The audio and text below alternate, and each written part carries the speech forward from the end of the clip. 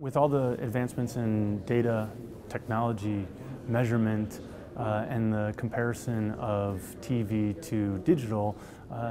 there's a bit of both conversation and concern that TV is going to move all the way down the funnel to being a direct response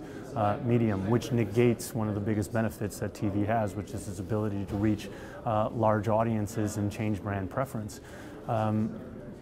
There's actually a macro trend that's taking place that, and this might sound weird for a second, but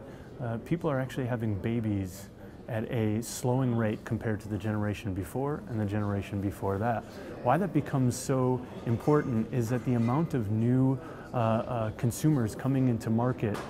is actually lessening, which means that the biggest spenders out there are actually having a harder time continuing to grow at the rates that they are used to, which means that as they go out to market, they're going to have to do two things to grab market share. One, they're going to have to continue to reach and retain their current customers, which there's a lot of great technology out there doing CRM and being able to take that and tie that to direct response. But two, they're going to have to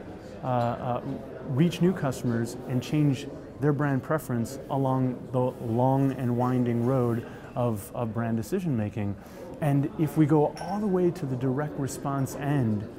that comes along with things like addressability, then we might not recognize the full potential and the long-term needs of these big branding initiatives, and we're going to actually have to start going back to some of the key metrics of brand recall, of affinity, brand lift, and brand preference in order to fully take advantage of reaching the right audience in the right context. We play quite aggressively across 3 different data sets. First and foremost, we look at content and ad occurrence information through our acquisition of Teletrack. So we can see all ads and content that are playing across 2,100 channels, 76 countries. Second, we look at set-top box information with 41 categorical overlays, so we can see at a real finite level audience accuracy as to who's tuned in and tuned out. So when you compare just those first 2 data sets, we can see exposure to ads, and we can benchmark that across program, across industries, across brands. When we tie in our third data set, which is social, and being able to see affinity lift that comes from,